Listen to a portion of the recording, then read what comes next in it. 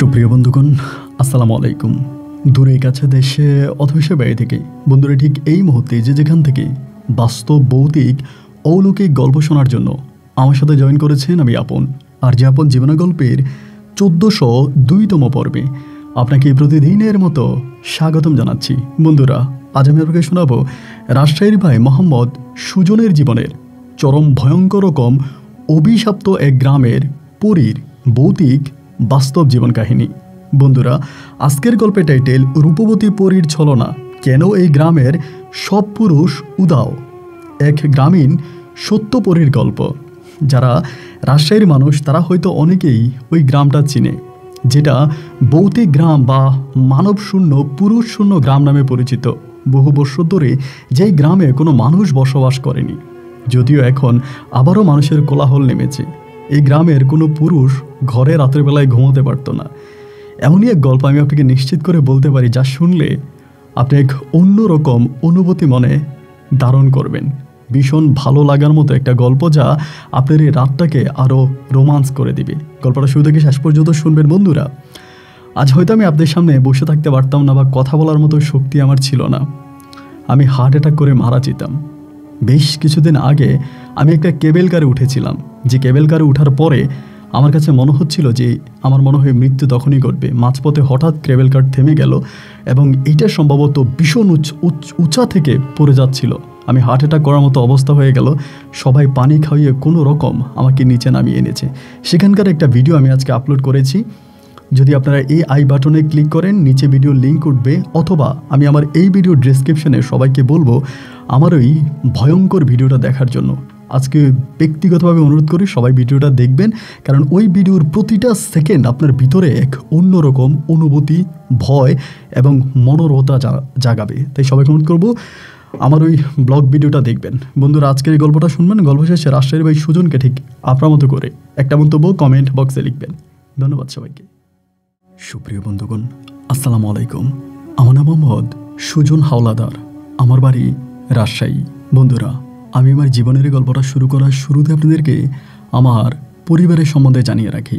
আমার পরিবারে আমি আছি, আমার বাবা আছে, মা আছে, রয়েছে আমার দাদা দাদি সহ আমার বড় একটা বোন আর ছোট একটা বোন, রয়েছে আমার ছোট আরেকটা ভাই। আমরা টোটাল 2 ভাই 2 বোন। আমাদের পরিবারটা রাজশাহী বিভাগের অদূরের কোনো এক সবুজ শ্যামলে গড়া মায়াবী অজপাড়া গায়ের এক নিম্ন মধ্যবিত্ত পরিবার। আমার বাবা পেশায় একজন চাষি। আমাদের নিজেদের মোটামুটি অনেক বড় একটা আম বাগান আছে। প্রতি বৎসর ওই আম বাগানের আম বিক্রি করেই আমাদের পুরো বৎসরটা কাটে।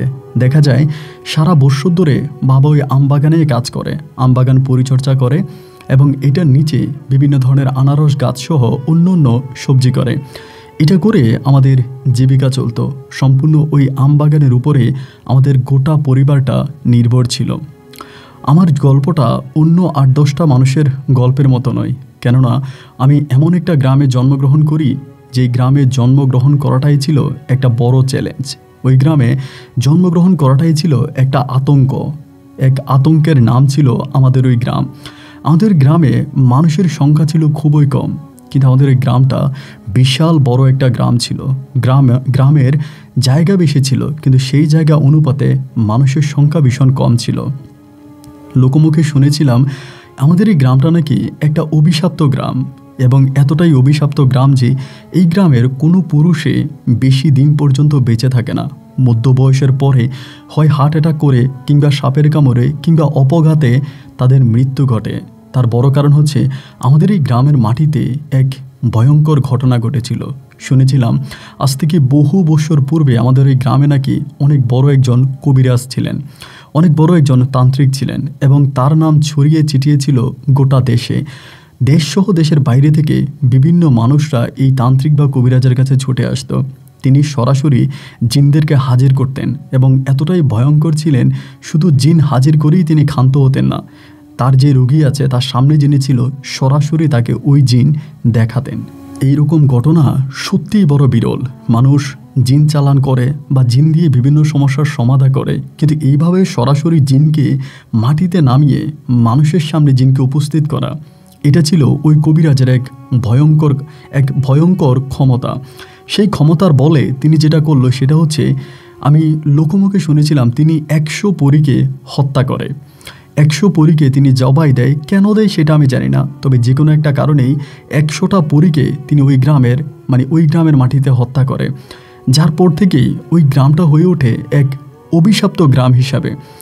100টা পরী হত্যা করার পরেই এই লোকটা আস্তে আস্তে করে মৃত্যুর কোলে ঢুলে পড়ে। অল্প সময়ের ভিতরে ওই কবিরাজটা মারা যায়, আর কবিরাজটা মারা গেলে পরে শুরু হয় এক লোমরহস্যকর কাহিনী। পুরো গ্রামে রাতের বেলায় কোনো মানুষ ঘুমোতে পারত না। ভয়ঙ্কর এক আর্তনাদের চিৎকারে গ্রামের মানুষ রাতে মা গো বাবা গো বলে চিৎকার করে ঘুম থেকে উঠত। ঘরের ভিতরে প্রতিটা রাত হতো প্রতিটা মানুষের জন্য যেন এক একটা দোজকখানা। সকালে সূর্য কবে উঠবে প্রত্যেকেই শুধু তবজি হাতে নিয়ে আল্লাহ করে আল্লাহর কাছে এই প্রার্থনা করতে, যে আল্লাহ তাড়াতাড়ি সূর্যটা উঠিয়ে দাও, কারণ ঘরের বাইরে এত ভয়ঙ্কর বিকট ভৌতিক শব্দ শোনা যেত যা শুনে মানুষ রাতের বেলায় ঘুমাতে পারত না। শুধু এতেই ক্ষান্ত হয়নি, এরপর যেটা হচ্ছিল, এই গ্রামের কোনো পুরুষ মধ্য বয়সের বেশি বেঁচে থাকতো না। বয়স যখন 30 বা 40 পেরিয়ে যেত তখনই সেই মানুষটা কোনো না কোনোভাবে মারা যেত, যার জন্য আমাদের গ্রামের বেশিরভাগ ছেলেদেরকেই 15-16 বছরেই বিয়ে করানো হতো। এটা ছিল আমার দাদার আমলের ঘটনা। এরপরে আস্তে আস্তে আমাদের গ্রামটা কিছুটা শান্ত হয়। আগের তুলনায় আমাদের গ্রামে আর তেমন কোনো প্রবলেম থাকে না। মোটামুটি গ্রামের মানুষরা সুখে শান্তিতে গ্রামে বসবাস করতে থাকে। তবে তারপরেও একেবারে মুক্ত হয়েছে বললে হয়নি। আমাদের গ্রামে এখনও কিছু নিয়ম নীতি আছে, আর এই নিয়ম নীতিগুলো মেনেই আমাদেরকে চলাফেরা করতে হয়।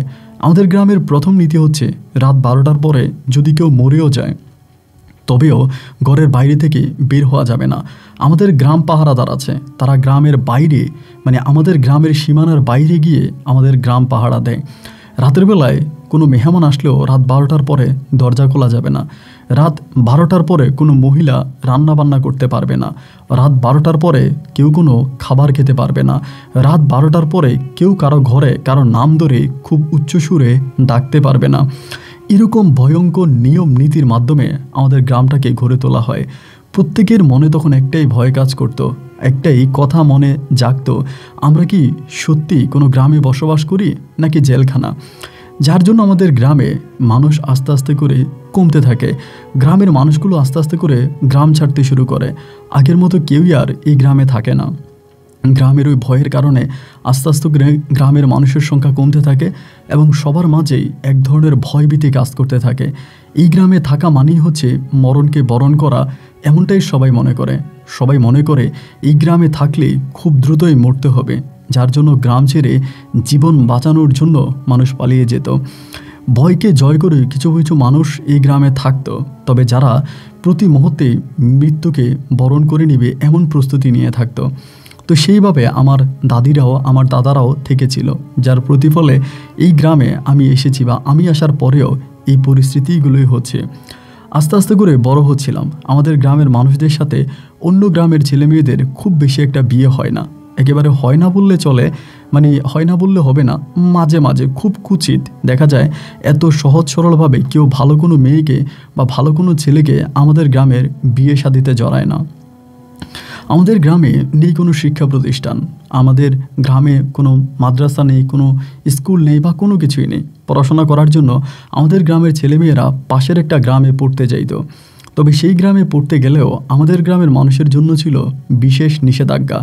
আমাদের গ্রামের বাচ্চাদেরকে সহজেই সেই গ্রামে ভর্তি করানো হতো না সেই স্কুলে। আর যদিও ভর্তি করানো হতো তবে দেখা যায় ওই বাচ্চাদের সাথে অন্য বাচ্চারা খুব বেশি একটা মিশতো না, বা শিক্ষকরাও আমাদের গ্রামের বাচ্চাদেরকে খুব ভালো চোখে দেখতো না। আমাদেরকে জিন ভূতের নজরেই গ্রামসহ আশেপাশের মানুষেই দেখতো। এরকম করতে করতেই আমি মোটামুটি প্রায় অনেকটাই বড় হয়ে যাই। আমার মাঝে কোনো শিক্ষা ছিল না, আমি কোনো বেশি দূর পর্যন্ত পড়াশোনা করতে পারিনি, কোনো রকম নিজের নাম কামটা লিখতে পারি, এটাই ছিল আমার শিক্ষা জীবন। এই করতে করতে মোটামুটি বড় হই। আমিও তখন কৃষিকাজই করি। আমার বাবার জমি আছে, সেই জমিতে আবাদ করে আমাদের কিন্তু প্রচুর জায়গা সম্পত্তি। শুধু আমাদের না, এই গ্রামের প্রায় সবার অনেক জায়গা সম্পত্তি আছে। কিন্তু এত জায়গা সম্পত্তি থেকে লাভ কী হবে? সে জায়গা তো কারোই কোনো কাজে আসে না। যাই হোক, এমন করেই তখন আমাদের দিন আর রাতগুলো কাটতে থাকে। আমরা এই গ্রামে বড় হতে থাকি। আমি চাষাবাদ করি, জমি ফলন করি, আব্বা আম্মাকে খাওয়াই, এমন করেই তখন সময়গুলো কাটতেছে। তো এরকম করে আমার বয়স তখন প্রায় 17 থেকে 18 বছরের কাছাকাছি। আমি তখন টাগরা জওয়ান। তো এর বহু আগ থেকেই, প্রায় এর 3 বছর আগ থেকেই আমার আব্বা আম্মা আমাকে বিয়ে করানোর জন্য উঠে পড়ে লাগছে। আমাকে বিয়ে করাবে, আমার বিয়ের বয়স হয়ে গেছে, যত দ্রুত সম্ভব হয় আমাকে বিয়ে করাতে হবে। তো আমার কথা হচ্ছে, আমি ছোট থেকেই সুন্দরী মেয়ে ছাড়া বিয়ে করব না। মানে এটা আমার কেমন অভ্যাস বা কেমন রীতি, কেমন স্বপ্ন তা আমি জানি না।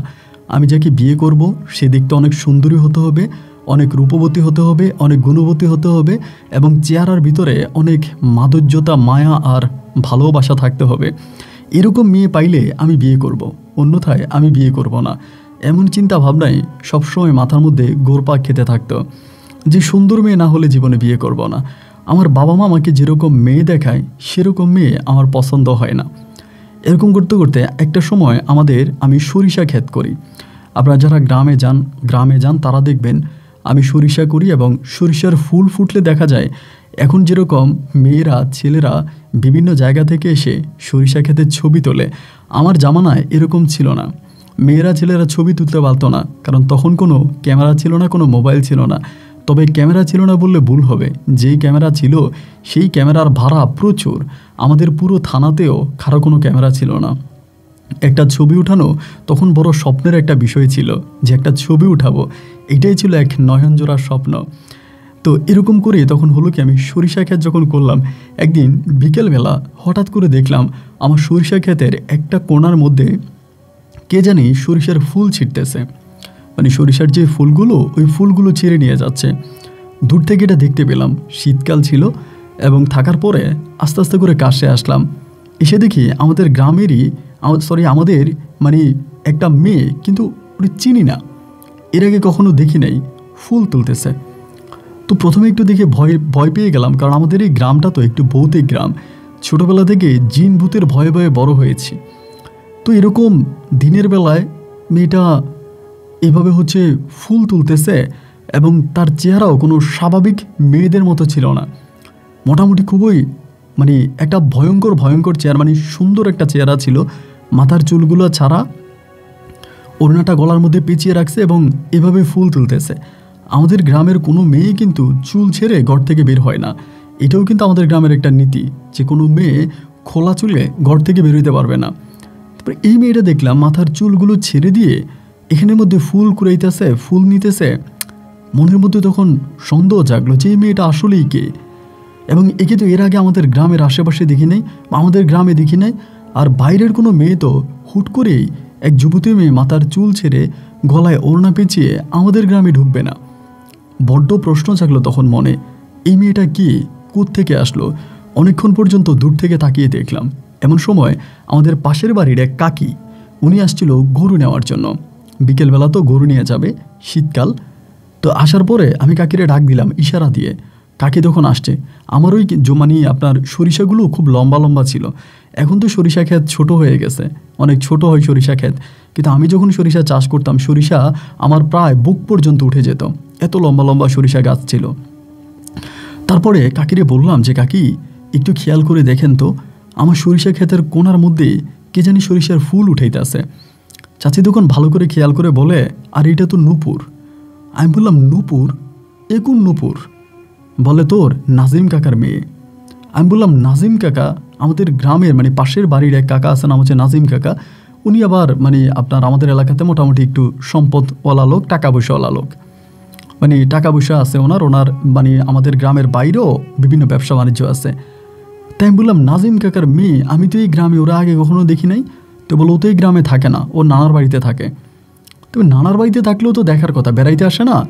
কাকি বলে না, ও খুব বেশি একটা আসে না, আর আসলেও বাড়ি থেকে বের হয় না। এই বলে উনি তখন ডাক দিল নূপুর বলে। ডাক দেওয়ার পরে নূপুর তখন উঠে দাঁড়ালো। আমি দেখি অবাক হয়ে গেলাম, অসম্ভব রকমের সুন্দর এক চেহারার মেয়ে। এক দৃষ্টিতে তার মুখের দিকে তাকিয়ে রইলাম। কাকি তখন বলল, তুই যে সরিষার ফুল ছিটতেছিস, এটা সরিষা ক্ষেত কার জানিস? তার কাছ থেকে অনুমতি লওয়া লাগে না? ও বলে, আমি 2টা সরিষা ফুল ছিটতেছি, তা থেকে অনুমতি লাগবে?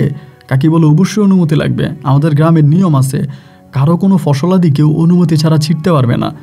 এই মেয়েটা তখন বলল, আমি তো ছিঁড়ে ফেলছি, এখন কি করব? বলে এদিকে আয়। তারপর ডাক দিল, মেয়েটা কাছে আসলো। আমি তার মুখের দিকে তাকাই রইলাম। এক অসম্ভব রকমের সুন্দর চেহারা। কাকি তখন বলে, এটা সুজনের সরিষা ক্ষেত, তাই সুজনের কাছ থেকে তুই অনুমতি নিবি না? সুজনের কাছ থেকে তো অনুমতি নিতে হবে না? এটা বলার পরে মেয়েটা বলে, আচ্ছা ভাইয়া আমার ভুল হয়ে গেছে, এখন কি নিয়ে যাব? আমি বলি, না নিয়ে কী করবা, তুমি তো সরিষার ফুল ছিঁড়েই ফেললা, এখন এই ফুল তো আর গাছে জোড়া লাগানো যাবে না, আচ্ছা নিয়ে যাও। মেয়েটা তখন নিয়ে চলে গেল। আমি সরিষা ক্ষেতে 4-5টা চাদর মরে দিয়ে শীতের রাতে, মানে শীতের বিকেলে ঘুরলাম, ঘুরে ফুরে বাড়ি আসছি। তখন আমার বড় বোনকে আমাদের গ্রামেই বিয়ে দিছি, আমাদের পার্শ্ববর্তী বাড়ি হিসাব করতে গেলে। তে আমার বড় বোনও ওই দিন বাড়িতে আসছে। বাড়িতে আসার পরে এই মধ্যে কিন্তু কয়েকদিন ধরে আমার বিয়ে শাদী নিয়ে অনেক কানাঘষা হচ্ছে। আমি বিয়ে করব কবে, আমি বিয়ে করি না কেন, তাদেরকে মেয়ে দেখার অনুমতি দেই না কেন, এই একটা যায় ঝামেলা আমার উপরে আছে। তো বরাপ ওই দিন আসার পরে আমার বড় বোন আমারে বলতেছে যে, মানে ওই বিয়ে নিয়েই কথা বলতেছে। খাওয়া দাওয়া শেষ করার পরে তখন আমার হঠাৎ ওই নূপুরের কথা মনে পড়ল। চিন্তা করলাম যে নূপুরের কথা বলবো, আর বললেও কি আমার বোন বা মা কি বলে তা তো জানি না। তাই আমার বোনে তখন আমার সাথে কথা বলতেছে। রাত তখন 9টা থেকে 9:30 বাজে, শীতের রাত তো, চারদিকে একদম নীরব হয়ে গেছে, কুয়াশা ঢাকা পড়ে গেছে। আমি আমাদের বারান্দায় বসে আমার বোনের সাথে কথা বলতেছি। আমার বোন আমারে বলে, কিরে তুই বিয়ে করবি না? তোর বিয়ের বয়স পার হয়ে যাচ্ছে, আমাদের গ্রামে তো 15-16 বছরেই ছেলেদেরকে বিয়ে করায়, তা তুই বিয়ে করবি কবে? এই গ্রামের ছেলেরা কম বয়সে মারা যায়, তাই তোর বিয়ে করা লাগবে না? আমি বললাম, আপু এটা তো আমার দাদার আমলে মারা যেত কম বয়সে, কই এখন তো কোনো মানুষ কম বয়সে মারা যায় না, এখন তো সবাই প্রাপ্তবয়স্কই হয়। আমার বোন তখন আমারে বলে, তোর সাথে আমি কথাই পারবো না, তুই কথাই বড় পাকনা রে, তোর সাথে পারা যাবে না, এখন কি বিয়ে করবি? আমি বললাম, একটা মেয়ের আজকে বিকেলে দেখছিলাম, মনে ধরছে, যদি বিয়ে করতে হয় তবে এমন একটা মেয়ে বিয়ে করব। আমার বোন বলে, আলহামদুলিল্লাহ, এটা তো অনেক সুখের সংবাদ, অনেক ভালো খবর, তা কই ওই মেয়ের বাড়ি কই? আমি তখন আমার বোনেরে বললাম যে মেয়ের নাম হচ্ছে নূপুর, অমুকের মেয়ে। আমার বোন তখন একটু মুখটা মলিন করে ফেললো সাথে সাথেই। আমি তখন বললাম যে কী ব্যাপার বোন, তুই মুখ মলিন করলি কেন? বলে, না ওরা তো অনেক পয়সাওয়ালা, এখন তোর কাছে বিয়ে দেবে কিনা। আমি বললাম, দিবি কিনা তা তো জানি না, তোরা তো আমার বিয়ে করার জন্য উঠে পড়ে লাগছিস, তো যা মেয়ের বাবার সাথে কথা বল, দেখ আমার কাছে বিয়ে দেয় কিনা। আমার বোন তখন বলল যে হ্যাঁ এটাও ঠিক, আচ্ছা ঠিক আছে আমি যাই, দেখি মেয়ের পরিবারের সাথে কথা বলি, আমার আম্মুর সাথে কথা বলি, মা কি বলে। রাত পেরিয়ে সকাল হয়ে গেল। আমি তখন জমিতে কাজ করতে গেলাম, জমিতে কাজ করতেছি। দিন তখন প্রায় আপনার 10টা-11টার মতো বাজে। আমার বোন তখন চলে যাচ্ছে আমার ভাগিনটারে নিয়ে। আমি ডাক দিলাম, কিরে বোন তুই যে চলে যাচ্ছিস? বলে, যাবো, তোর দুলাভাই খবর পাঠাইছে বাড়ি যাওয়া লাগবে। আমি বললাম, এদিকে আয়, আবার বোরকা পরে আছে, পরে আসছি। আমি বললাম, কী হইল বোন? কালকে রাতে যে বললাম। আমার বোন বলতেছে, না না এগুলো হবে না, বাদ দে। আমি বললাম, হবে না কেন? আমার বোন বলে, এরা অনেক পয়সাওয়ালা, এদের অনেক ধন সম্পদ, এত টাকা পয়সাওয়ালা মানুষ, তারা কি তোর কাছে তাদের মেয়ে বিয়ে দিবে? আমি আমার বোনেরে বললাম, তা দিবে না কেন? না দেওয়ার কি আছে? আমি কি দেখতে শুনতে খারাপ নাকি অসুন্দর, কেন দিবে না? আমার বোন বলে, মারে তো বলে গেছি, এখন দেখি মা প্রস্তাব পাঠাইলে ওরা কি উত্তর দেয়, এখনও এটা আমরা জানি না, তা অন্যদিকেও তুই 2-1টা মেয়ে দেখ। এটা বলে আমার বোন তখন চলে গেল। 2 দিন পেরিয়ে গেল, আমার মা এই বিষয় নিয়ে আমার সাথে কোনো কথা বলে না। 2 দিন পরে আমি আমার একদম ছোট যে ভাইটা আছে ওরে দিয়া মারে বলাইলাম। তাই মা আমার ছোটো ভাইরে বলতেছে, ওরে বল ব্রাহ্মণ হইয়া চাঁদে যাতে হাত না বাড়ায়, ব্রাহ্মণ হইয়া চাঁদে হাত বাড়াইতে মানা কর, এত বেশি শখ আহ্লাদ ভালো না, ওর মতো মেয়ে দেখতে বল, এত বড় লোকের মেয়ে আমি বিয়ে করে আনবো না, আর এত বড় লোকের মেয়ে ওরা বিয়ে করবেও না। তাই মা তখন মোটামুটি এরকম করে কথা বলার পরে পরের দিন সকালে মারে ধরলাম যে, মা ঘটনা কি, তুমি কিছু বলো কিছু বলো না, কিছু লুকাও, কিছু এই সেই, ঘটনা কি, কী হয়েছে বলো তো, কী হয়েছে আমি শুনতে চাই, আমার একটু খুইলা বলো। আমার মা বলে, কই কিছু হয় নাই তো। আমি বললাম, তো মেয়ে দেখতে শুনতে ভালো, মেয়ের পারিবারিক অবস্থাও ভালো, আমাদের সাথে যায়, তাই কী হয়েছে? মা বলে, প্রস্তাব পাঠাইছিলাম, মানা করে দিছে। আমি বললাম, কেন মানা করছে? মা বলতেছে, আচ্ছা তুই কি পাগল হয়েছিস, এই মেয়ের ছোটোবেলা থেকে তারা তাদের নানার বাড়িতে রাখছে, এই গ্রামে আনেও নাই, এটা একটা অভিশপ্ত গ্রাম, অভিশপ্ত গ্রামে সে তার মেয়েরে কেন বিয়ে দিবে? আর আমরা তো অত টাকা পয়সাওয়ালা মানুষও না যে আমাদের কাছে বিয়ে দিতেই হবে। ওইখানে মেয়ে বড় হইতেছে, ওইখানে তার মামাতো ভাইয়ের সাথে নাকি মেয়ের বিয়ে ঠিক হয়ে আছে। তো এই কথাটা শুনে আমার ভিতর তখন একটা মানে অন্যরকম লাগলো, যে মেয়েটারে পছন্দ হইলো, দেখতে শুনতে ভালো আছে, সর্বদিক থেকে ঠিক আছে, কিন্তু মামাতো ভাইয়ের সাথে বিয়ে ঠিক হয়ে আছে, তা আমার তো এই মেয়েটার বিয়ে করাই লাগবে। আমি একটু একরোখা টাইপের মানুষ ছিলাম, যে মুখে যেটা বলি আমি কাজের ক্ষেত্রে বেশিরভাগ ক্ষেত্রে সেটাই ঘটাই। তো মায়ের অপমান করছে, মায়ের মুখের উপরে মানা করে দিছে আমার পছন্দের মানুষটা অন্য কারো কাছে বিয়ে দিবে, এইটা তো আসলে আর মেনে নেওয়া যায় না। এরপরে যেটা করলাম, মানে এর 2 দিন পরে আমি যখন মেয়েটারা আবারও দেখলাম, আমি আমার ওই সরিষা ক্ষেতের ওখানেই দেখা আমি মেয়েটার কাছে গেলাম। মেয়েটা খুব ভালো, কিন্তু এরকম না যে খুব ইগো দেখায়, রাগ দেখায়, তা কিন্তু নয়। পরে কাছে আসার পরে জিজ্ঞেস করলাম যে কেমন আছো? বললো ভালো আছি। আমি বললাম যে তোমার নানার বাড়িতে তোমার মামাতো ভাইয়ের সাথে মনে হয় তোমার বিয়ে ঠিক হয়ে আছে। বলে ছি, আমি বিয়ের বিষয়ে কথা বলতে পারবো না। মানে একটু লাজক প্রকৃতির ছিল। পরে আমার সাথে কথা না বলে ও চলে গেছে। চলে যাওয়ার পরে আমি মেয়ের বাবার কাছেও বিয়ের প্রস্তাব পাঠাইছি, আমার মাকে দিয়া না, অন্য কাউকে দিয়া। মেয়ের বাবা মুখের উপরে সবাইকে মানা করাতে যে ওনার মেয়েরে উনি এই গ্রামে বিয়ে দিবে না, এইটা অভিশপ্ত গ্রাম, এই গ্রামের ছেলেরা বেশি দিন বাঁচে না, এই গ্রামের ছেলেদের উপরে পরীর আক্রোশ আছে, যার কারণে উনি ওনার মেয়ের এই গ্রামে বিয়ে দিবে না। আমাদের গ্রামে কিন্তু এরকমও আছে, অনেক মানুষের পরি ধরছে। মানে আমাদের গ্রামের মনে হয় যেন 50% বেশি মানুষ নিজের চোখে জিন পরি দেখেছে। এরকম একটা ঘটনা যে অনেকেই পরিতে ধরেছে, অনেক পুরুষদেরকে। মানে আমাদের গ্রামে পুরুষদেরকে একরকম লুকাই রাখা হয়, মানে মহিলাদেরকে যেরকম মেয়েদেরকে যেরকম লুকাই রাখে, এরকম লুকাই রাখে। সন্ধ্যার সময় বেরোতে দেয় না, রাতের বেলায় বেরোতে দেয় না, এরপরে বেশি ভালো জামা কাপড় পরতে দেয় না, কোনো রকমের সুগন্ধি ব্যবহার করতে দেয় না, এইরকম একটা অবস্থা। তো যাই হোক, আমার কাছে আর বিয়ে দিবে না, তারা তাদের মেয়েকে অন্যত্রে বিয়ে দিবে, সেটাই তাদের পরিকল্পনা। তো তার অনেক দিন পরে আমি একদিন আমার দূরে এক খালাম্মার বিয়েতে গেছি, মানে আমার এই খালাতো ভাইয়ের বিয়েতে গেছিলাম খালাম্মার বাড়িতে। আমার আপন খালা না, আমার মায়ের কেমন জানি আত্মীয় হয়, সেই খালার বাড়িতে। তো খালার বাড়িতে গেলাম, যে খালার ছেলের বিয়ে। সেই বিয়েতে যাওয়ার পরে ওখানে একটা মানে লোকের সাথে, লোক বলতে আমার একটা আত্মীয় হয় আর কি, একটু আমার বয়সে, ওর কাছে এই দুঃখের কথাগুলো বললাম যে মেয়েটারে ভাল লাগে, দেখতে শুনতে ভালো হয়েছে, এবং বিয়ে শাদীর প্রস্তাব দিছি, মেয়ের পরিবার রাজি হয় না। এই বলার পরে সেই লোকটা তখন আমার বলতেছে, আরে সব কি আর এমনি এমনি রাজি হয়, কিছু তো রাজি করানো লাগে। আমি তখন বললাম, কিছু রাজি করানো লাগে মানে আমি কেমনে রাজি করাবো? মেয়ের বাবা যদি রাজি না হয় তা আমার কি করার আছে? বলে করার একটা রাস্তা আছে, যদি করেন। আমি বললাম, তো মানে করার রাস্তা আছে, যদি করি মানে অবশ্যই করব, যদি এমন কোনো সুযোগ থেকে থাকে তাহলে করব না, আমি তো রাজি আছি।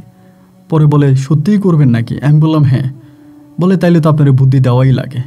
আমি বললাম, তো দিয়ালি দেন, বুদ্ধিটা দেন, কি বুদ্ধি আমি শুনি, যদি কাজে দেয় তাহলে এটা করব। আমাকে বলে আচ্ছা ঠিক আছে, তাহলে শোনেন। আমি বললাম বলেন। বলে আমার সাথে যাওয়া লাগবে, আমাদের গ্রামে একজন নাম করা কবিরাজ আছে, ওই কবিরাজের মাধ্যমে আপনি মেয়েরে পটাই ফেলতে পারবেন। আমি বললাম, বাপরে বাপ, আমাদের এরিমে যে আমাদের গ্রামের কিন্তু একটা নিয়ম আছে, আমাদের গ্রামের কোনো মানুষ কোনো তাবিজ তুমান ব্যবহার করতে পারবে না, বাইরের কোনো কবিরাজকে আমাদের গ্রামে ঢোকানো যাবে না, কবিরাজের কোনো ঝাড় ফোঁক চলবে না। মানে এটা কিন্তু আমাদের গ্রামের নিয়ম আর কি। এই গ্রামের নিয়ম অনেক নিয়ম, কারণ সেইটা আমি সহজেই বলেছিলাম যে আমি স্বাভাবিক কোনো গ্রামে জন্মাইনি। তাই লোকটারে বললাম যে না রে ভাই, এরকম হবে না, আমাদের গ্রামের এই নিয়ম। বলো ধুরু ভাই, নিয়মের কথা বাদ দেন, কালকে আপনি আমার সাথে চলেন। তাই বিয়ে শাদী শেষ হওয়ার পরেই লোকটার সাথে তার গ্রামে গেছি। আমার খালার বাড়ি থেকে খুব বেশি দূরে ছিল না। তাই যাওয়ার পরে আমার একটা কবিরাজের কাছে নিয়ে গেল। কবিরাজটাও খুব বেশি বয়স্ক যে তা না, এরকম হবে 60-50 বছর বয়স হবে। কবিরাজের মুখে কোনো দাড়ি টাড়ি নাই, দেখতে শুনতে ভালোই। তো যাওয়ার পরে কবিরাজ আমারে বলে, কেন আসছিস? আমি আমার গ্রামে নামটা বলা মাত্র উনি চোখগুলো বড় করে ফেললাম। না না না না, ওই গ্রামের কোনো মানুষের চিকিৎসা করা যাবে না ডিরেক্টলি। আমি তখন ওই লোকটারে বললাম যে, মানে যিনি আমাকে নিয়ে গেল, আমি বললাম যে শুধু শুধু আপনি আমার এত দূরে নিয়ে আসছেন। আমি বলি নাই আমার গ্রামের কোনো লোকের কবিরাজের চিকিৎসা অন্য কোনো কবিরাজ করবে না। তারপরে লোকটা কবিরাজরে বলতেছে, দেখেন বড় আশা করে নিয়ে আসছি, ছেলেটা অনেক ভালো, মেয়েটারে পছন্দ করে, মেয়ের বাপ মায় রাজি না, কিছু একটা করে দেন না যাতে মেয়ের বাবা মা রাজি হয়ে ছেলেটার কাছে মেয়েটারে বিয়ে দেয়। এই কথা বলার পর উনি আমার মানে আলাদাভাবে বলতে ওখানেই বসায় কাছে নিয়ে আমারে বললো, তোমার নাম কি? আমার নাম সুজন হাওলাদার। বলে, সুজন হাওলাদার, একটা কথা বলে শোনো, তোমাদের গ্রাম সম্বন্ধে অত্র এলাকার সবাই জানে, এই গ্রামে জিনের আক্রোশ আছে, খারাপ জিনেরা এই গ্রামে প্রতি মুহূর্তেই বিচরণ করতেছে, এবং এই গ্রামটা জিনের দখলে, পরীদের দখলে। তো সেই গ্রামে তুমি জন্মাইছো, তুমি কি জানো না যে গ্রামের এই নিয়ম? আমি বললাম হ্যাঁ হ্যাঁ আমি জানি। আর এই লোককে আমি জেনে এখানে ও আমাকে নিয়ে আসে। পরে বলে এটা আমি করে দিতে পারবো, এটা করাটা বড় কোনো বিষয় না, আমি করে দিব, তোমাকে এগুলো করতে হবে, তুমি যদি এগুলো করো তাহলে মেয়ের পরিবার তোমার উপর আকৃষ্ট হয়ে যাবে। কিন্তু বড় কথা হচ্ছে তোমাদের গ্রামে একটা বড় ধরনের সমস্যা দেখা দিতে পারে, কারণ তোমাদের গ্রামে এখনও এমন কিছু জিন বা পরি আছে তারা ঢুকতে পারে না। যে কোনোভাবেই হোক তোমাদের গ্রামে বাইরের কোনো ভয়ঙ্কর জিনেরা ঢুকতে পারে না। তো এখন যদি তুমি ওই গ্রামে তাবিজ নিয়ে ঢুকো বা এটা করো, তোমার গ্রামের ভবিষ্যতে ক্ষতি হতে পারে।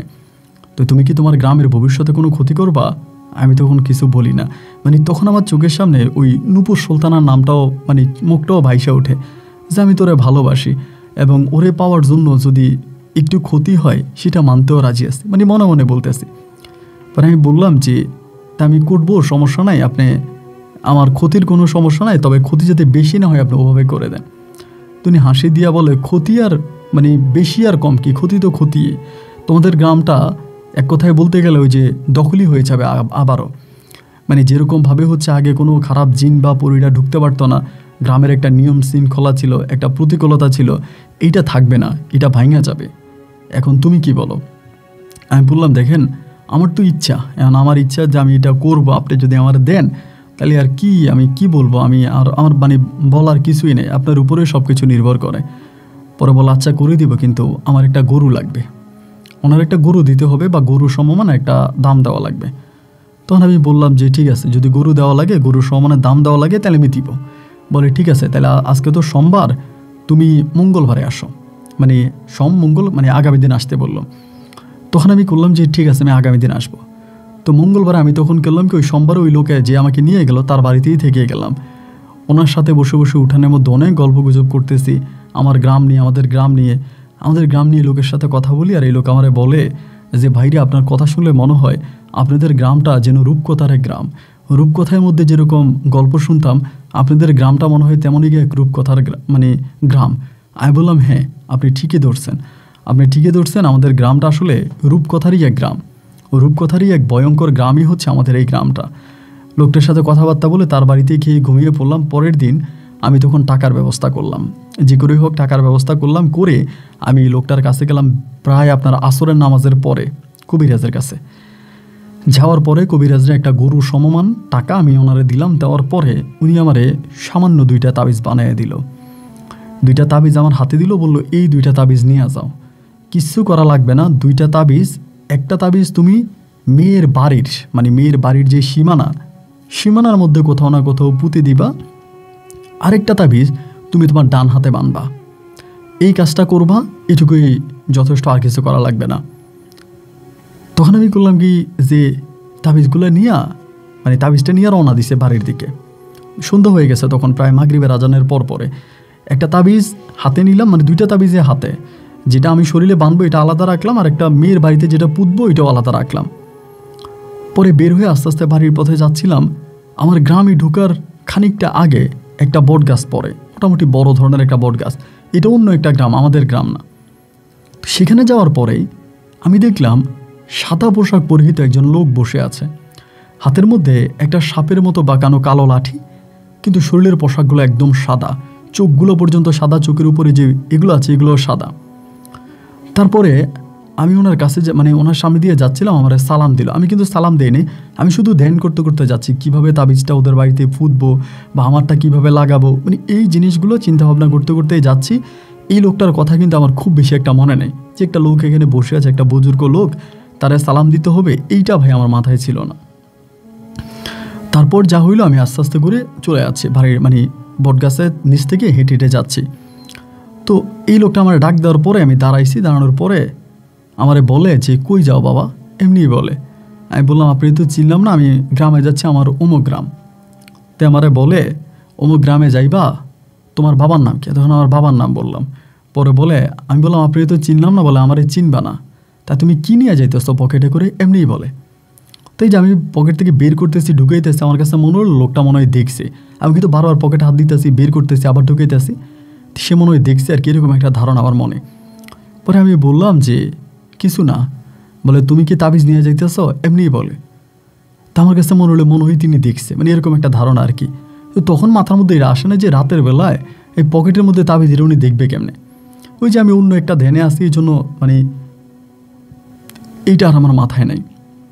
পরে আমি বললাম যে হ্যাঁ তাবিজ নিয়ে যাচ্ছি। বলে তোমার গ্রামে না তাবিজ নিয়ে ঢুকা নিষেধ আছে? আমি বললাম তাবিজ নিয়ে আমার গ্রামে ঢুকা নিষেধ এটা তো জানিয়ে, কিন্তু আমার দরকার আছে। বলে এত বড় খারাপ কাজ কইরো না, এত বড় অমঙ্গল কইরো না, এত বড় ক্ষতি কইরো না নিজের গ্রামের।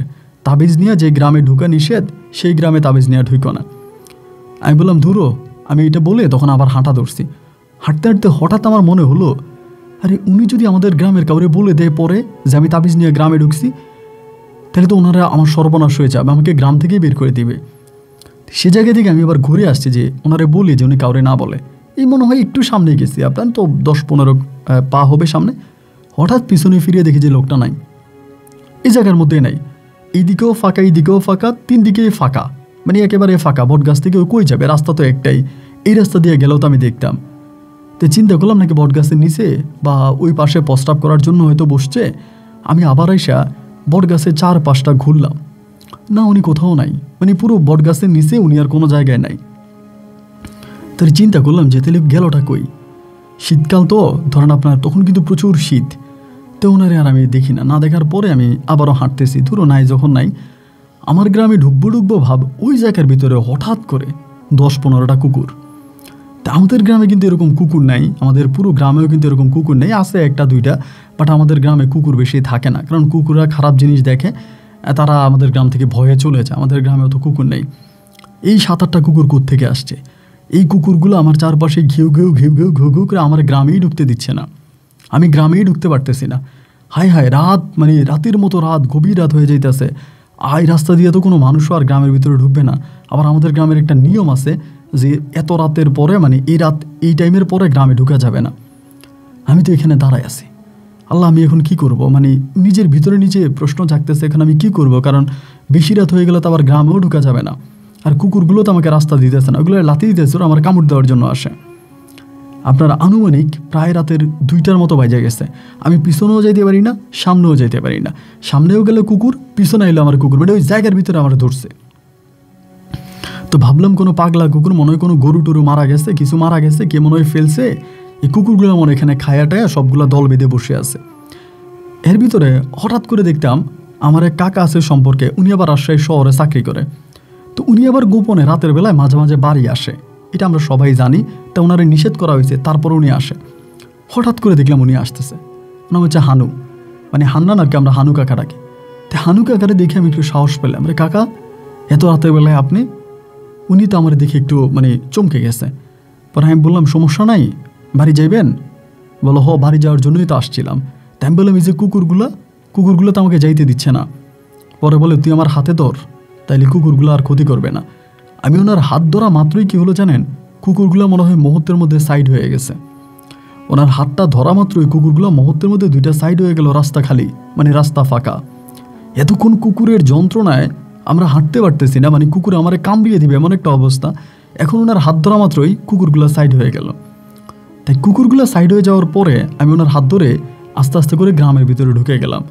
তো হান্নান কাকার বাড়ি যেখানে, উনি তখন আমারে বললো তুই যা, আমি বাড়ির দিকে যাব। তাই আমি বাড়ির দিকে গেছি। সারাটা রাত আর ঘুমাইতে পারিনি। সকালে আজান দিয়েছি, উঠছি। উঠার পরে আমি তখন চিন্তা করছি প্রথমে আমাকে আমার তাবিজটা পড়তে হবে।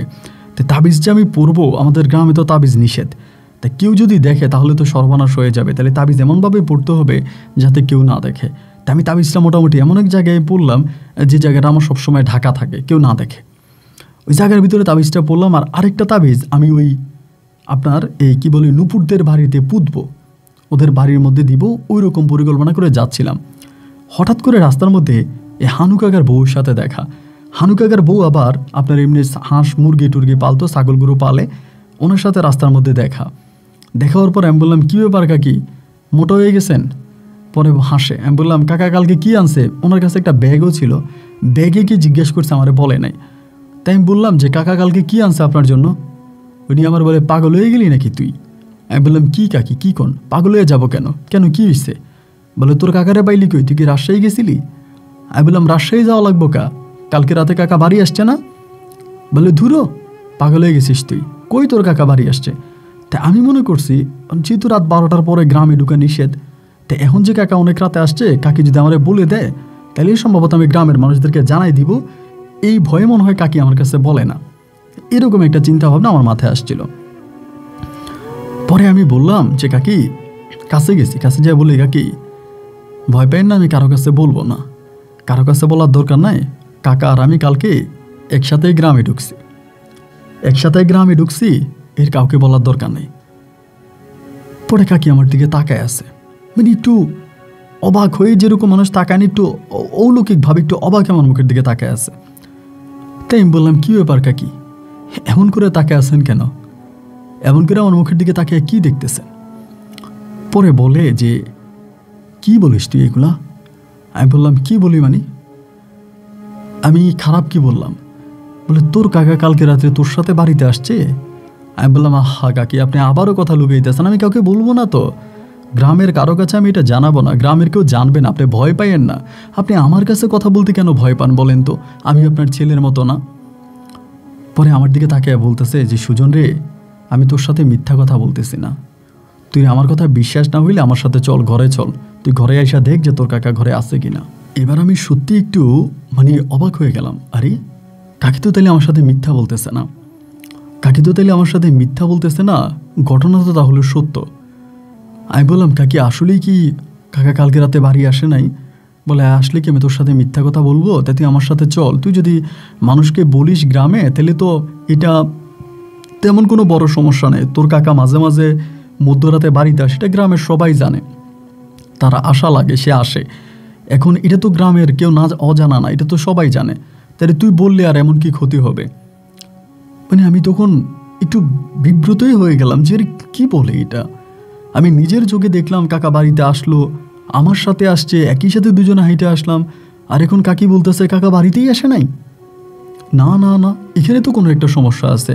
তাহলে কি কাকি আমার কাছে কথা লুকাইতেছে, মানে আমার কাছে সত্যিটা বলতে চাচ্ছে না? তাই আমি বললাম, কাকি আপনি আমার কাছে কি জন্য সত্যিটা লুকাইতেছেন বলেন তো? কাকা বাড়ি আসলে তো আমাদের জন্যই ভালো, আমি তো খারাপ কিছু দেখতেছি না। কাকি আবার একটু রেগে আমারে বললো, আয় তুই আমার সাথে বাড়িতে। তাই কাকিরে বললাম, আচ্ছা ঠিক আছে হয়েছে। আমি তখন কাকির হাত ছেড়ে চলে যাচ্ছিলাম, যেতে যেতে একটা নারকেল গাছ নিচে এসে বসলাম, বসে চিন্তা করতেছি ঘটনা কি। প্রথম কথা হইলো, আমি যখন তাবিজটা নিয়ে আসি বট গাছের নিচে, একটা লোক আমারে বাধা দিল, মুহূর্তের মধ্যে লোকটা ভেনিশ হয়ে গেল, রাস্তার মধ্যে ধরলো কুকুর। তারপরে কোত্থেকে কাকা এসে আমার হাত ধরে গ্রামে ঢুকাইলো, আর কাকি বলে কাকা নাকি গ্রামেই আসে নাই। তাই কি এই তাবিজটা আমার গ্রামের কোন মানুষের কোনো ক্ষতি করবে? আমি যে এই তাবিজ নিয়ে গ্রামে ঢুকলাম, এটা কি আসলে আমার গ্রামের মানুষের ক্ষতির কারণ হয়ে দাঁড়ালো? তাবিজটা কি সত্যি আমি পুঁতবো, নাকি আমি তাবিজটা ফেলে দিব? মানে এই চিন্তা ভাবনাটার মধ্যে তখন পড়ে আছি। চিন্তা ভাবনা করতে করতে করতে করতে অনেকক্ষণ পরে চিন্তা করলাম যে আরে না, যা আছে তাই হইব, তাবিজ নিয়ে তো গ্রামে ঢুকেই গেছি, এখন এই তাবিজ শরীরে পইরেও ফিরছি, এইটা ওদের ওই বাড়িতে পুতলেও কি আর না করলেও কি, না আমি পুতবই। এই বলে তাবিজটা নিয়ে তখন তাদের বাড়িতে গেলাম।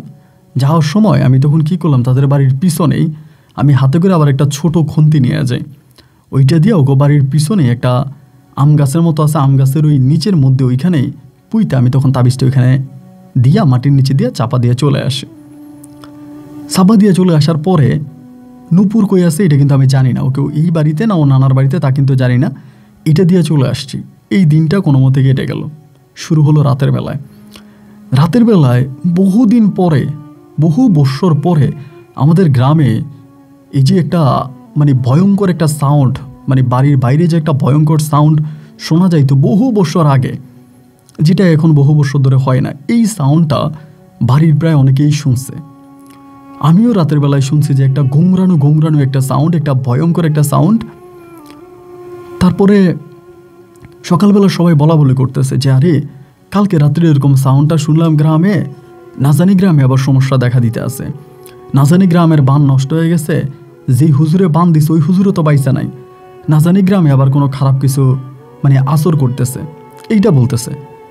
তো এই বলা বলির মাঝেই হঠাৎ করে দুপুরবেলা, মানে পরের দিনের ঘটনা, দুপুরবেলা নূপুরদের বাড়ি এক মহিলা কাজ করে আমাদের গ্রামেরই, ওই মহিলা আইসা আমার মায়েরে বলতেছে নূপুরের আম্মা আপনারা যাইতে বলছে। দেখেন মানে যেদিন আমি তাবিজটা গাড়াইলাম ওদিন রাত গেল, এর পরের দিন দুপুরের ঘটনা।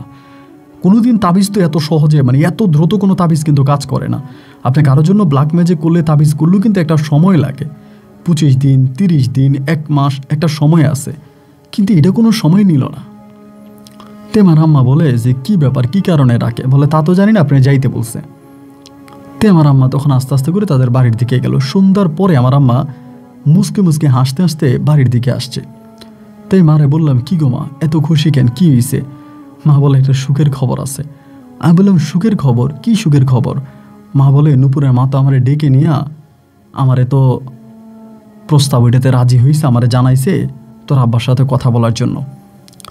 তখন আমি চিন্তা করলাম, কি রে, হঠাৎ করে রাজি হয়ে গেল? মারও বললাম যে মা, কি ব্যাপার, হঠাৎ করে রাজি হয়ে গেল? আমার মাও বলে, তাই তো, হঠাৎ করে কীভাবে কেন রাজি হয়ে গেল? নাকি নুপুরের ওই লোক নাকি যে লোকের নুপুরের সাথে বিয়ে যার ঠিক হয়েছে, নাকি সেই নুপুরে বিয়ে করতে রাজি নেই, নাকি এরকম কিছু মা আমারে বলতেছে। আমি তখন মায়েরে বললাম, আমিও তো বুঝি না, আমার মাথায়ও তো আসে না যে ঘটনাটা কি কারণে হঠাৎ করে নুপুরের মা এত তাড়াতাড়ি তোমার ডাইকে নিয়ে রাজি হয়ে যাবে। আবার আমি এটাও চিন্তা করতেছি, আমি যে তাবিজ করছি, এই তাবিজ তো এত সহজেও কাজ করার কথা না, তাবিজেরও তো একটা টাইম আছে, একটা টাইমের পর একটা তাবিজ কাজ করে। তো এটা কোনো টাইমও নিল না, কি রে ব্যাপার, কি ঘটনাটা কি নিজে নিজে বুঝতে পারতেছি না। তারপরও ঠেকা মেরে পড়ে আছে যে ঠিক আছে, দেখা যাক কি হয়, কোন দিকের পানি কোন দিকে গড়ায় এটা তো সময় হইলেই বোঝা যাবে। তারপরও আমি পড়ে আছি যে ঠিক আছে, কি হয় দেখি। আমার আম্মারা তখন বললাম, তুমি আব্বার সাথে কথা কইয়া প্রস্তাব পাঠাও, বা তোমরা বিয়ের দিন তারিখ ঠিক করো। অল্প দিনের ভিতরে ভাই, অল্প দিন 2 থেকে 3 দিনের ভিতরে আমার বিয়ের দিন তারিখ সব কিছু ঠিক। নুপুর আমার কাছে বিয়ে বসতে রাজি, নুপুরের বাপ মা আমার কাছে মেয়ে দিতে রাজি, সব কিছু ঠিক। মোটামুটি যেভাবে আমাদের গ্রামীণ নিয়ম মেনে একটা ছোটোখাটো করে অনুষ্ঠানের মাধ্যমে আমি তখন নুপুরে আমার ঘরে উঠাইলাম। ঘরে উঠানোর পরে আমার বাসর রাত। তো এই প্রথম আর কি, আমি তো আসলে প্রেমে অন্ধ ছিলাম, ভালোবাসায় অন্ধ ছিলাম, আমি তখন এটা বুঝতে পারি নাই। বাসর ঘরে এসে তার অদ্ভুত রকমের একটা ভয়ঙ্কর রকমের হাসি সে আমাকে দিল, যে হাসিটা কোনো স্বাভাবিক মানুষের হাসি ছিল না। তো এরকম একটা হাসিও কেন দিল বুঝতে পারলাম না। তাই বললাম, কি ব্যাপার নুপুর, এরকম করে হাসতেছ কেন? কিছু বলে না, শুধু হাসে বলে, আমি তো তোমারে বিয়ে করে ফেলছি, তাহলে এখন আর শরীরে তাবিজ রেখে লাভ কি? দেখেন, এই কথাটাও কিন্তু বলছে। তো এখন আমি তখনও বুঝি না যে আর এটা কেমনে বললো, যে আমার শরীরে তাবিজ আছে, এটাও কেমনে জানলো? আমার হাসি দিয়া বলে যে আমি তো তোমার বিয়ে করে ফেলছি, এখন তাবিজ রেখে কি করবা, তাবিজ খুলে ফেলো। চিন্তা করলাম, আরে ব্যাপার কি, ঘটনা কি? ও দেখি সবই জানে, এক অলৌকিক ইয়ে আর কি, যে কী ব্যাপার দেখি সবই জানে। তো ঠিক আছে, আমি তখন তাবিজটা খুলে ফেললাম, ওর সামনে তাবিজটা খুলে আমি বললাম, নুপুর, তাবিজ যে আমি পড়ছি এটা তুমি কেমনে জানতা, তুমি কিভাবে জানো? ও আমারে বলে, আমি সবই জানি। কবিরাজের নামটা আমারে বলে দিল, অমুক কবিরাজের কাছ থেকে তাবিজ আনছো না, আমারে বিয়ে করার জন্য পাগল হয়ে গেছ, আমারে বিয়ে করলে সুখী হইবা, আমারে বিয়ে করলে শান্তি পাইবা, এমনি বলতেছে। তো আমি কি বলবো রে, আসলে আমি আর বাড়াইলাম না, কথা বাড়াইলে তো আমারই বিপদ, কারণ আমি তো এমনিই বিয়ে করছি। ওই বাসর রাত কাটলো, ওর সাথে আমার স্বামী স্ত্রীর সম্পর্ক হইল, এবং এরপর দিন থেকে নুপুরের আচার আচরণ কথাবার্তা খুব একটা স্বাভাবিক মানুষের মতো না, একটা অস্বাভাবিক আচরণ করে, অস্বাভাবিক কথাবার্তা বলে। তো এখন আমাদের গ্রামে তো কোনো কবিরাজ ঢুকা নিষেধ, কোনো কবিরাজ আমাদের গ্রামে ঢুকবে না, আমাদের গ্রামের কোনো মানুষ কোনো তাবিজ তুমান ব্যবহার করতে পারবে না, এটা তো আমাদের পূর্বপুরুষও ওভাবেই নিষেধ করে গেছে। তাই আমার আব্বা বলতেছে যে বিষয়টা কি, নুপুর কেমন কেমন করে জানে কথা বলে। নুপুর আবার আব্বা মাও বলে যে মেয়েটা আগের মতো নেই, স্বাভাবিক নেই, কেমন একটু অস্বাভাবিক কথাবার্তা বলে, আবার নুপুর নিজেও একটু অস্বাভাবিক কথাবার্তা বলে। তারপর আমি ওটা মেনে নিলাম যে আচ্ছা যাই হোক, যেহেতু বিয়ে করে ফেলছি, ওতে আমার বউ, এটা যেভাবে সমাধা করা যায়, যেভাবে ভালো হয় ওভাবেই তো করতে হবে, ওভাবেই তো করা লাগবে। তো ঠিক আছে, আমি ওভাবেই ওর সাথে আমি তখন অ্যাডজাস্ট হয়ে যাচ্ছিলাম, থেকে যাচ্ছিলাম।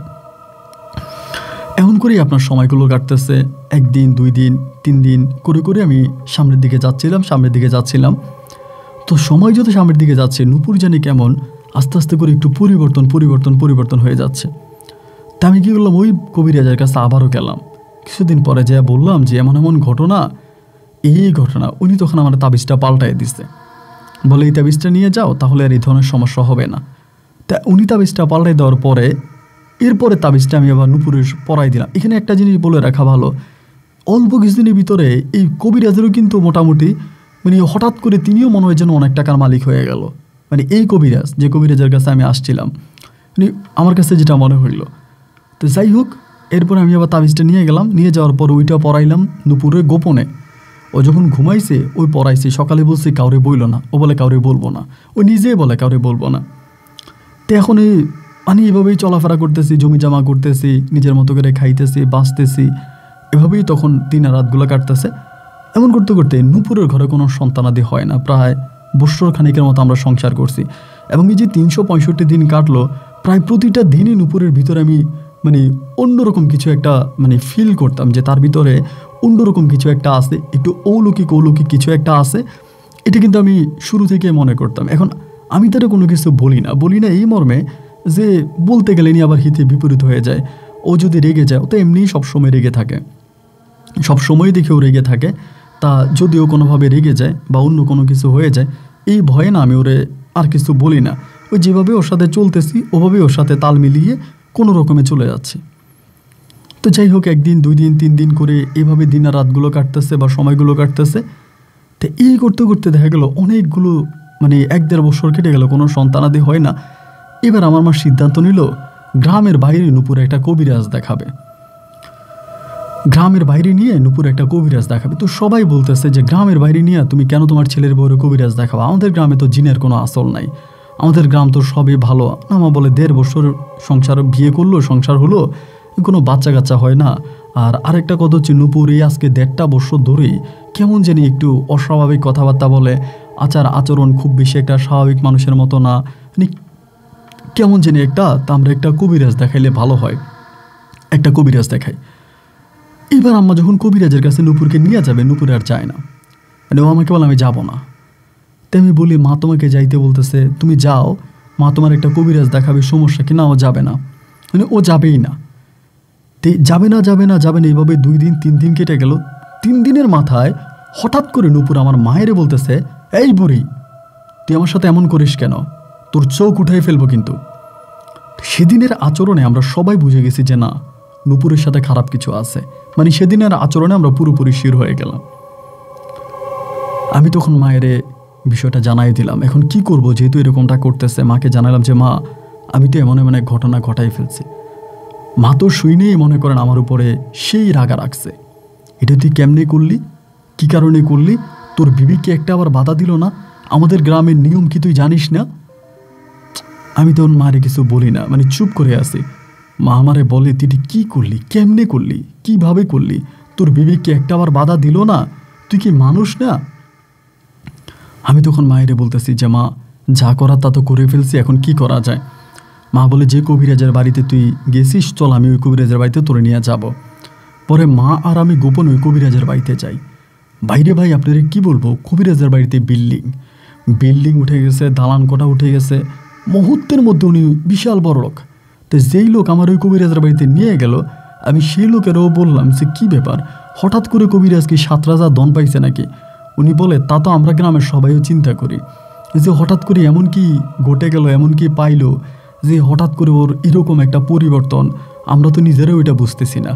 এই ঘটনা কি, হঠাৎ তিনি অনেক টাকা পয়সার মালিক হয়ে গেল, বিল্ডিং করে ফেললো, ঘরদুয়ার উঠাই ফেললো। ওই সময় বিল্ডিং বলতে ওই যে আপনার যেরকমভাবে হয় আর কি, এখনকার বিল্ডিংয়ের মতো না। ঠিক ঘটনা কি, সবাই তখন এটা নিয়ে চিন্তা ভাবনা টেনশনের ভিতরে পড়ে গেছে। তো উনি যাওয়ার পর উনি আমার আম্মাকে আর আমাকে এই বিষয়ে কোনো সাহায্য করবে না। উনি বলে আমরা জানি না, আমি এই বিষয়ে কোনো কিছু করতে পারবো না। আম্মা অনেক ঘোরাফেরা করে, অনেক কিছু করে না, উনি কোনো কিছু আমার আম্মাকে সাহায্য করবে না। আমরা তখন টেনশনে পড়ে গেলাম, কি করা যায়। নূপুরের আব্বা আম্মাও কিন্তু একটু পাগল হয়ে আছে, নূপুরের বাপ মা একই অবস্থা। এরকমভাবে অনেক দিন কাটার পরে আমার আম্মা তখন আরেকটা কবিরাজের সন্ধান পাইছে। ওইটা মহিলা, একটা হিন্দু মহিলা, হিন্দু ধর্মের একজন মহিলা, ওই ওনার কাছে আমার আম্মা গেছে, আমারে নিয়ে গেছে। যাওয়ার পরে ওই হিন্দু মহিলা তখন ক্লিয়ার করে আমার আম্মারে বলল যে তোর ছেলে যেটা করছে, তোর ছেলে নিজের হাতে ধরে গ্রামে খারাপ পরি ঢুকাইছে বা খারাপ আত্মা ঢুকাইছে। তো এইটা এখনও গ্রামের মানুষের সেভাবে কোনো ক্ষতি করতেছে না এই কারণে, কারণ এটার কোনো ক্ষতি তোরা করিস না। তোরা যদি নূপুরের সাথে বেশি চাপাচাপি করিস, তারে কবিরাজের কাছে নিয়ে যাওয়ার চেষ্টা করিস বা তার শরীরে অন্য কোনো তাবিজ পরাস, তাহলে কিন্তু তোদের বড় ধরনের ক্ষতি হবে। তোদের গ্রাম হয়তো আবারও আগের মতো হয়ে যেতে পারে, হয়তো তোদের গ্রামে আগের ওই অবস্থানে আবারও ফিরে যাবে। আমার আম্মা বলে, এটা আপনি কি বলেন? এখন বলে এই মেয়ের সাথে আছে। এই ছেলে যেদিন তাবিজ পুঁতেছে তার বাড়ির পিছনে, তখন থেকে মেয়ের সাথে এটা শোয়ার হয়ে গেছে এবং মেয়ের বাপ মারে ওই জিনেই সব কিছু ঠিক করছে। এইটা তো কোনো আমার করার কিছুই নাই, তবে এটা ওই মেয়ের শরীর থেকে তোরা সরাইতে পারবি না। আর এই মেয়ের শরীর থেকে যদি সরাইতে যাস, তাহলে তোদের গ্রামের বড় ধরনের ক্ষতি হয়ে যাবে। এই গ্রামের হয়তো কোনো মানুষকে বাঁচানোও যাবে না। এরকম করিস না, মেয়ের যা করে ফেলেছিস ওভাবেই থেকে যা। মেয়ে যেভাবে বলে সেভাবেই কাজ কর।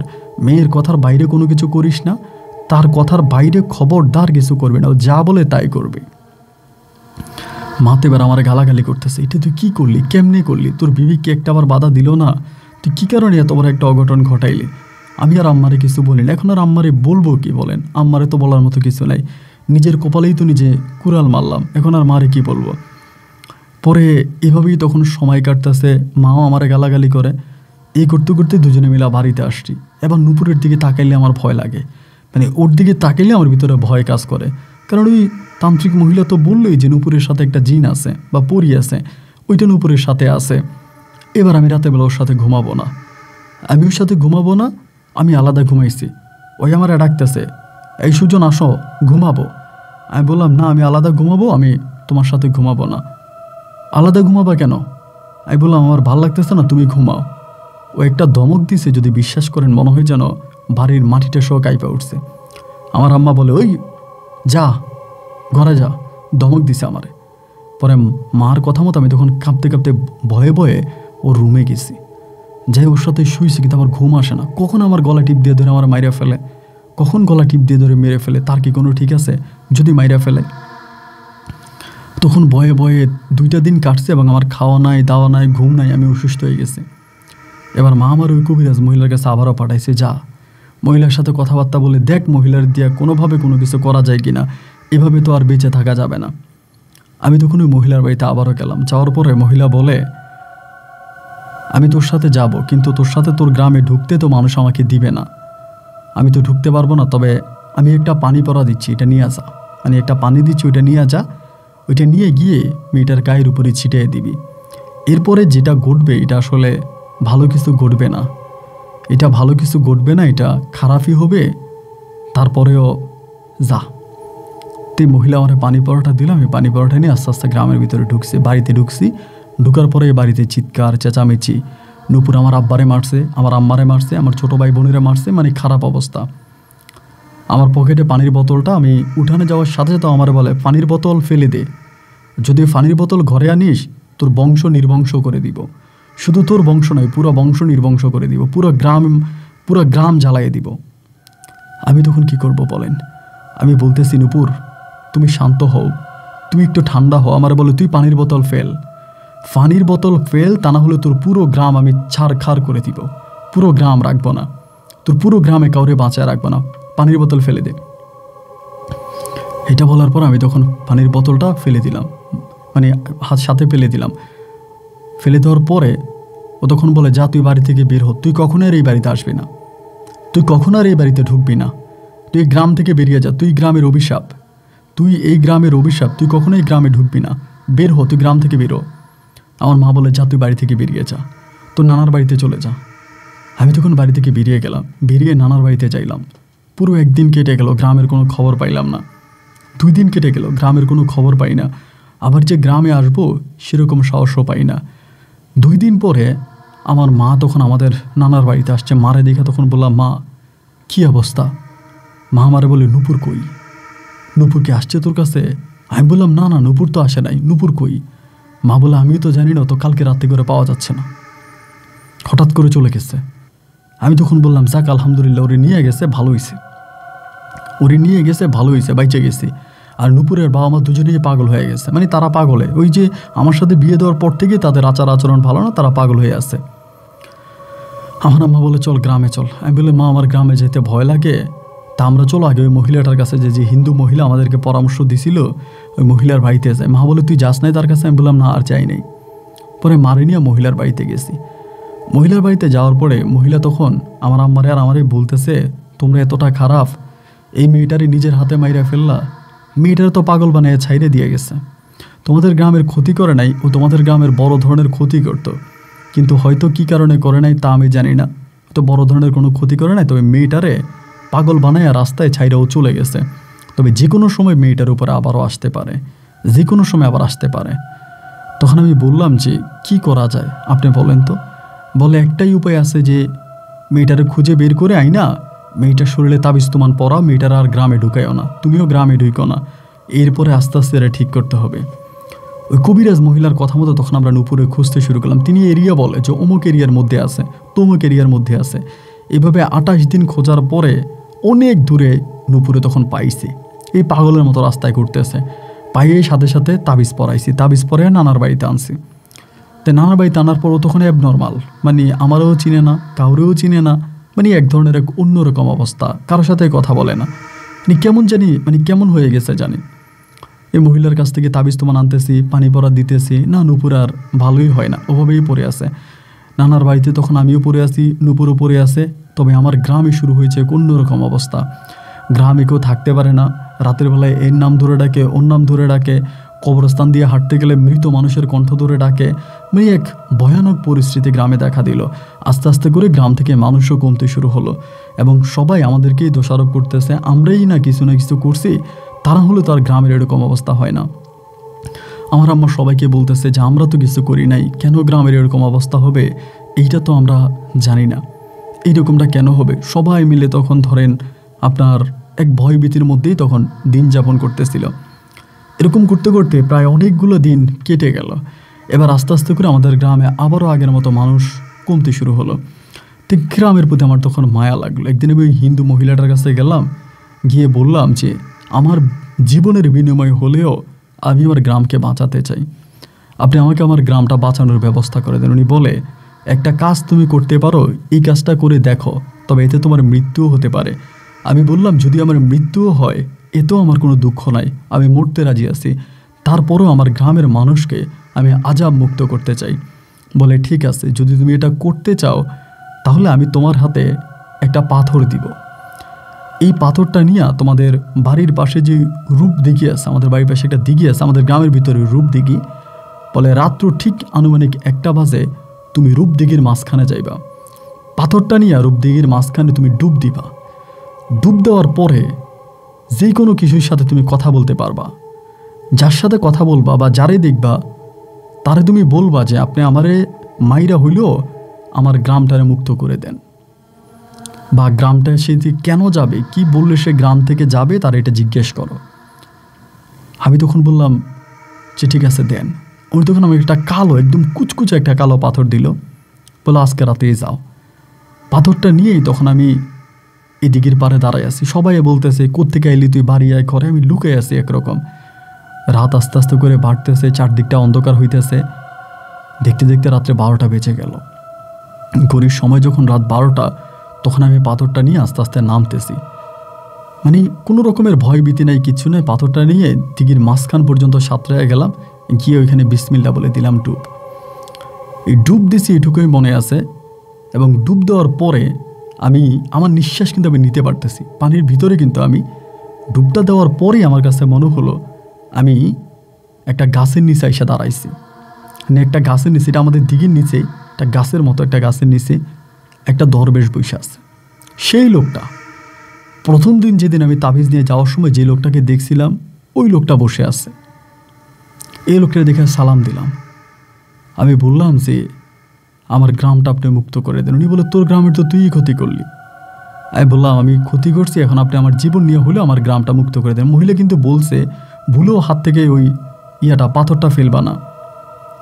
পরে আমার বলে, এখান থেকে চলে যা, তোর গ্রাম মুক্ত হবে না, আস্তে আস্তে তোর গ্রামের মানুষ আরও মারা যাবে, তুই একটা পাপী। আমি বললাম, তো পাপী যেহেতু আপনি আমাকে মেরে ফেলেন। উনি বলে, তোরে মারি আমি পাপ নিব না, তুই যা। মানে আমাকে খুব খারাপ ব্যবহার করে, আমার সাথে খারাপ ব্যবহার করে একটা পর্যায়ে আমার কপালের মধ্যে এরকম একটা হাত দিয়ে ধরে না কি ধরে আমি জানি না, কপালের মধ্যে এভাবে ধরার পর আমি জ্ঞান হারিয়ে ফেলি।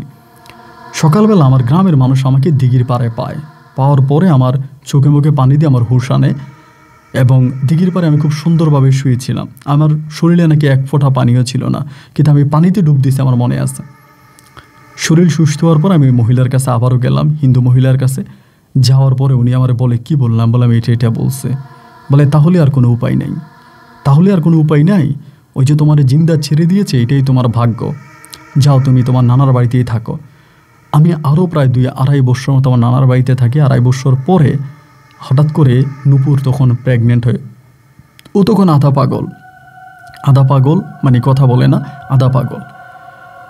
আমার মেয়েটা হওয়ার পরে মেয়েটা দেখতে অনেক সুন্দর হয়, নাম রাখি নাজিহা, খুব সুন্দর চেহারা হয়। মেয়েটা হওয়ার পরে যেটা হইল, মেয়েটার যখন 8 মাস বয়স, তখন হঠাৎ করে আমার মেয়েটার শরীরে এক ধরনের পচন ধরা দেয়, মানে পুরো শরীরে পচে যাচ্ছে, শরীরে পচন ধরতেছে।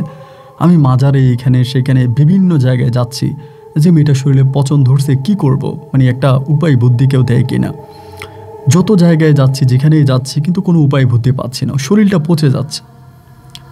এমন করতে করতে একদিন কি থেকে জানি হঠাৎ আমার এটা মাথায় আসলো, আমি জানি না, কেউ আমারে বলেও নাই, এমন না যে কেউ আমারে বলছে বা কারো কাছ থেকে আমার পরামর্শ নিচ্ছে, এমন না। হঠাৎ একদিন মনে হইল আমাদের ওই রূপ দিঘিতে তো একটা অলৌকিক ঘটনা আমার সাথে ঘটছে, দেখি ওই দিঘির পানিতে একদিন আমি আমার মেয়েটারে গোসল করাবো। ভিতরে হঠাৎ করে জাগছে, কেউ কিন্তু বলে নাই। একদিন সকালে আমি আমার মেয়েটারে রিক্সা দিয়ে ওই আমাদের গ্রামে নিয়ে গেছি। গিয়া, আমাদের গ্রামে তখন মানুষ কম, নাই বললেই চলে, একদমই নাই। ওই দিঘির মধ্যে নিয়ে সকালবেলা মেয়েটারে গোসল করাইলাম। গোসল করানোর পরে আমার মেয়েটা হঠাৎ চোখ মেলতেছে, আস্তে আস্তে করে ভালো হইতে আছে। তার 3 দিনের মাথায় আমার মেয়ের শরীরে সমস্ত পচনগুলা আস্তে আস্তে করে কমতে শুরু হলো। আমি মুহূর্তের মধ্যে সবাইরে জানাইলাম, নানার বাড়ির লোকদেরকে জানাইলাম যে এমন ঘটনা। এইবার আমার নানার বাড়ির লোকেরা কি করে, ওই দিঘি থেকে কেউ পানি আনে, কেউ এটা আনে, কেউ সেটা আনে। হঠাৎ করে দিঘিতে মানুষের যাতায়াত প্রচুরভাবে বেড়ে গেল। দিঘিতে মানুষ যে কোনো সমস্যা হলে ডুব দেয়, হিন্দু বলেন মুসলিম বলেন, ডুব দেয়, নিয়ত করে ডুব দেয়। এবং এরকম করে 1 জন 2 জন 3 জন করে যেতে 1 রাত 2 রাত করে থাকতে আমাদের গ্রামে আবারও লোকে লোকায়লিত হয়ে যায়। আর কোনো জিনিস সমস্যা আমার গ্রামে রইল না। এবং যেই দিঘিটা আছে রূপদিঘি, আমার মেয়ে গোসল করার পর থেকে এই রূপদিঘি এখন আমাদের এলাকাতে এক নাম করা দিঘি পরিচিত। অনেক মানুষ দূর থেকে এসে এই দিঘির পানি নিয়ে যায়, রোগ হইলে এই দিঘিতে গোসল করে, হিন্দুরা এই দিঘির পূজা করে, মুসলমানরা নিয়ত করে এসে গোসল করে। এবং আলহামদুলিল্লাহ, আল্লাহর রহমতে সবাই সমস্ত রকম সমস্যা থেকে মুক্তি পায়। আমার মেয়ে বড় হয়েছে, নাজিহা, আমার পরে আর কোনো সন্তানাদি হয়নি। আমার এই মেয়েকে বিয়ে দিছি, আমার নায়নাত কুরু হয়েছে, এখন আমি জীবনের শেষ বয়সে এসে দাঁড়িয়েছি। তাই আমার মেয়ে নাজিহা আপনার গল্প শোনে, ওর অনেক বয়স হয়েছে, ওর ছেলে মেয়েও বিয়ের বয়স বিয়ে দিয়ে ফেলছে। তো আমার মেয়ে একদিন আমারে বললো যে আব্বা, তোমার ঘটনাটা আর আমার ঘটনাটা ওনারে জানাই। তো আমার মেয়ে আর আমি মিলে তোমার এগুলো লিখছি, যদি পারো তুমি আমাদের গল্পটা প্রচার করে। আমি তো শেষ বয়সে এসছি, আমার বর্তমান বয়স প্রায় 80-90-এর কাছাকাছি, যে কোনো সময় মারা যেতে পারি। তাই আলহামদুলিল্লাহ আমি এখনও সুস্থ আছি, আমি অসুস্থ না। এই বয়সে যে আল্লাহ আমাকে সুস্থ রেখেছে, আমার জীবনের ঘটনাগুলো তোমাকে জানাইলাম। আমার নায়নাতকুর তোমারে পছন্দ করে, যদি পারো আমার ঘটনাটা বইলো। ভালো থাইকো, সালামু আলাইকুম।